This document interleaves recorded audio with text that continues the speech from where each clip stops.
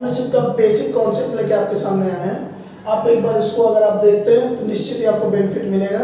और इसके साथ साथ आप अपना अगर फर्स्ट चैप्टर एक बार आप क्विक रिवीजन भी कर लेंगे तो आपका पूरा चैप्टर कवर हो जाएगा। ठीक है, तो बेसिक से शुरू करते हैं कि पार्टनरशिप में क्या हम लोग को पढ़ना है, पार्टनरशिप है क्या, पार्टनरशिप फर्म क्या होती है, पार्टनरशिप क्या होती है, इसके बारे में हम लोग आज समझते हैं। ठीक है, चलिए देखिए, कोई भी फर्म होती है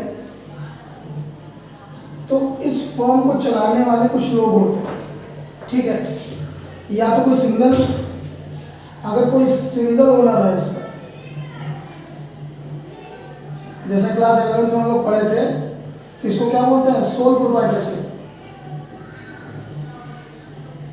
सोल प्रोप्राइटरशिप ये हम लोग क्लास 11 में पढ़ चुके हैं। ठीक है, और अगर दो या दो से अधिक लोग, 2 और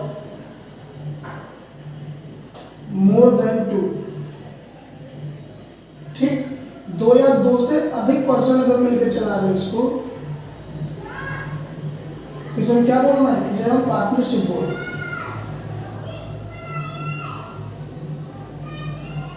ठीक है, अगर सिंगल चला रहा है, क्लास 11 में हम लोग पढ़ चुके हैं, उसे हम क्या बोलना है, सोल प्रोप्राइटरशिप।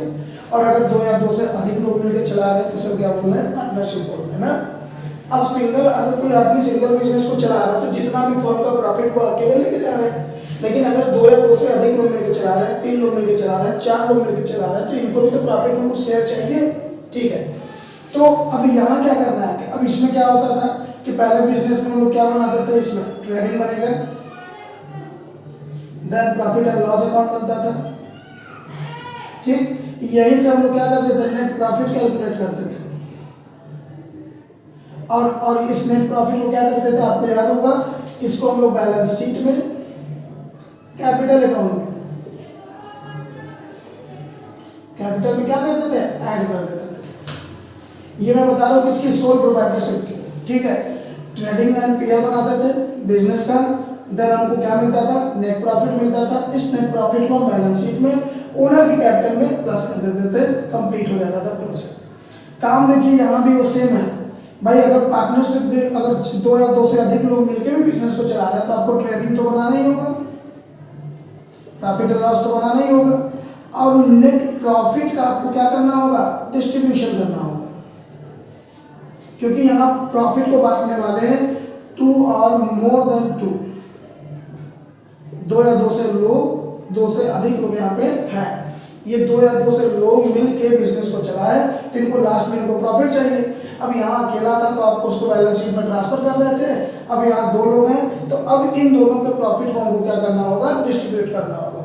ठीक है, तो देखिए बिजनेस स्टार्ट करते समय के जो भी हमारे खर्चे होंगे, डायरेक्ट एक्सपेंसेस जो होंगे ट्रेडिंग में दिखा दिए, इनडायरेक्ट एक्सपेंसेस, इनडायरेक्ट इनकम हम प्रॉफिट एंड लॉस में दिखा दिए। उसके बाद जो हमारे ये प्रॉफिट बचा, इस प्रॉफिट को हमको क्या करना है, डिस्ट्रीब्यूट करना है। तो इस प्रॉफिट को डिस्ट्रीब्यूट करने के लिए एक नया अकाउंट हमें बनाना होगा जिसे हम क्या बोलेंगे, profit and loss distribution account. ठीक है, इसका एक नाम और भी है, profit and loss appropriation account. ठीक है, क्योंकि इस अकाउंट में करना ही क्या हमें, इस अकाउंट में इस प्रॉफिट का डिस्ट्रीब्यूशन करना है। तो या तो इसे profit and loss distribution account बोल दीजिए, अगर मेरी बुक होती, हम बुक लिखे होते तो प्रॉफिट एंड लॉस डिस्ट्रीब्यूशन लिखते हैं। लेकिन अब DK Goyal ji profit and loss appropriation लिख रहे हैं तो हम लोग profit and loss appropriation account को बनाएंगे और सीखेंगे।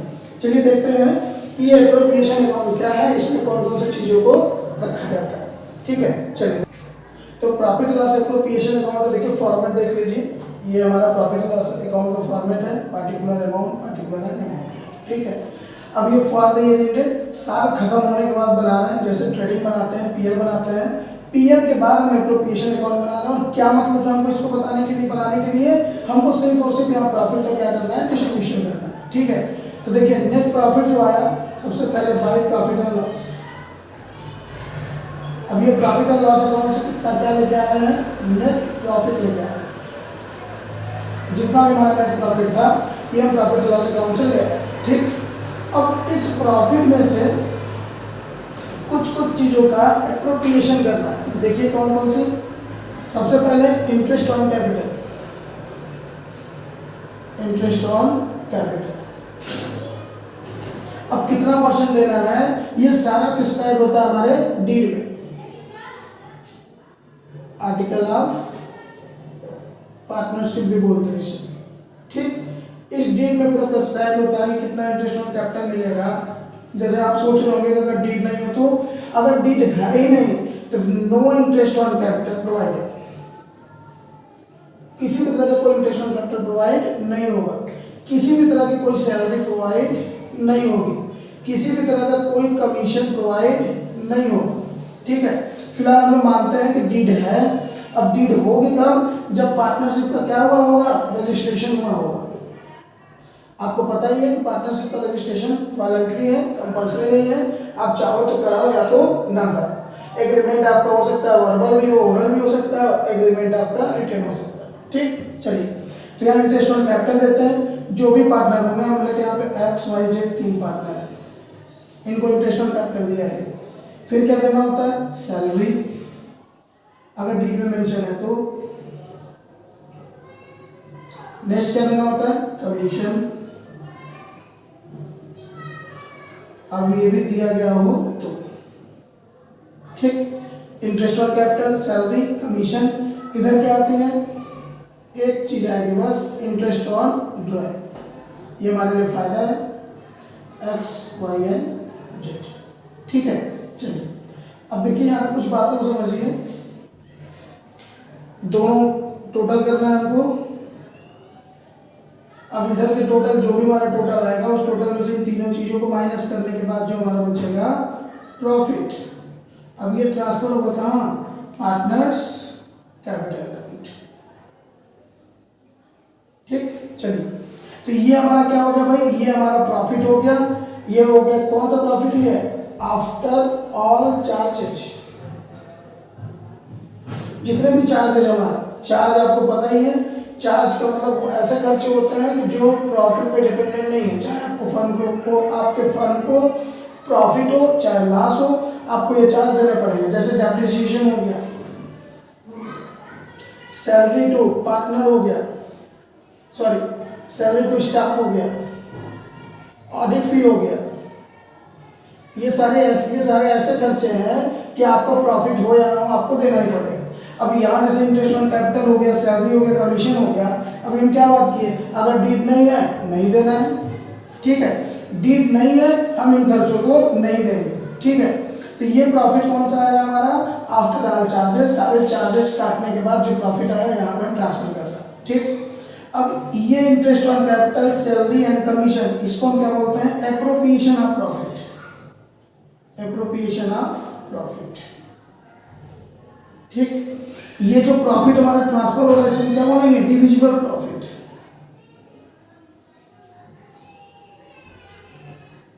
ठीक। नेट प्रॉफिट कौन सा नेट प्रॉफिट है, ये सारे चार्जेस को काटने के बाद जो हमारा प्रॉफिट बचा वो हमारा प्रॉफिट यहाँ ट्रांसफर हुआ। Interest on capital, salary, commission को हम क्या बोल रहे हैं, एप्रोप्रिएशन ऑफ प्रॉफिट बोल रहे हैं। और ये सब देने के बाद जो हमारा प्रॉफिट बचा वो हमारा कौन सा प्रॉफिट है, डिविजिबल प्रॉफिट है। अच्छा, कभी कभी क्वेश्चन में बोल देता है कि 10% ट्रांसफर टू जनरल रिजर्व। आप जनरल रिजर्व में 10% प्रॉफिट का 10% का डिविजिबल प्रॉफिट, डिविजिबल प्रॉफिट का 10% आपको कहाँ ट्रांसफर करना है, जनरल रिजर्व में ट्रांसफर करना है। तो डिविजिबल प्रॉफिट कौन सा, ये नेट प्रॉफिट में से interest on capital, salary, commission देने के बाद जो हमारा प्रॉफिट बचा उस प्रॉफिट का 10% आपको कहाँ ट्रांसफर करना है, जनरल रिजर्व में ट्रांसफर करना, ठीक है। देखिए ये हमारा एप्रोप्रिएशन में कुछ प्रॉफिट होता है। चलिए आज बेसिक हम लोग लेके चलते हैं कमीशन का, ठीक है। कमीशन, दो टाइप के कमीशन हम लोग को पढ़ने हैं, इसको देखते हैं हम लोग। चलिए देखिए कमीशन के बारे में क्या कर, कमीशन देखना है हमें कि भाई कमीशन कैलकुलेट होता है। देखिए कमीशन यहाँ पे या तो मैनेजर को दिया जा रहा है, ठीक, और या तो पार्टनर्स को दिया जा रहा है ना। तो मैनेजर का जो भी कमीशन है वो क्या है, चार्ज है, और ये पार्टनर्स का जो कमीशन है वो क्या है, हमारा एप्रोप्रिएशन।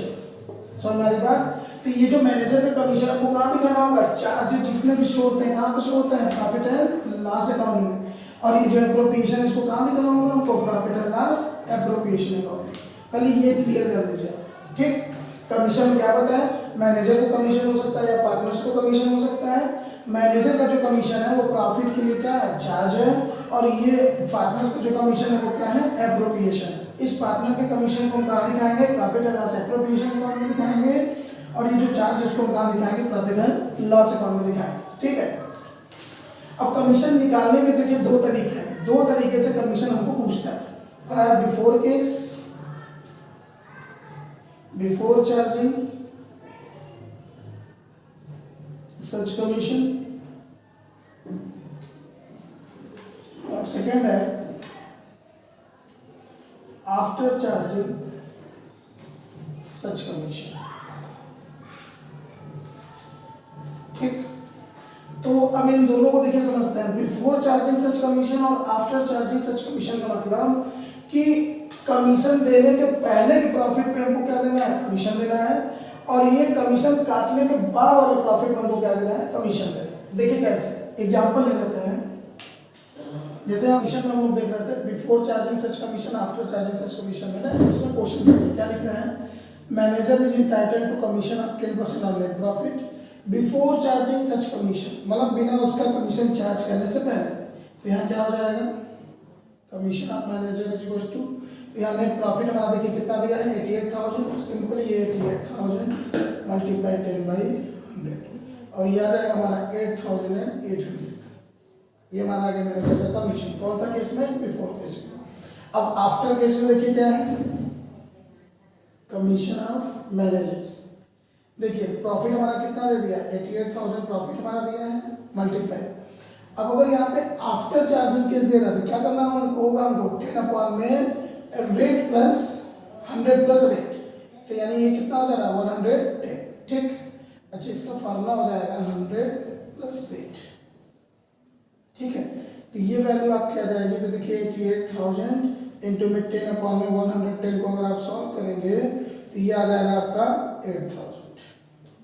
ठीक है, तो इसको समझना है तो देखिए कैसे समझना होगा, before charging such commission and after charging such commission, दोनों में अंतर देखिए सिंपली बस ये है कि ये जो कमीशन निकाला जा रहा है ना, ये जो कमीशन निकाला जा रहा है ये सीधे सीधे नेट प्रॉफिट पे निकाला जा रहा है, और ये जो कमीशन है ये भी नेट प्रॉफिट पे निकाला जा रहा है, लेकिन कमीशन काटने के बाद वाले प्रॉफिट पे निकाला जा रहा है।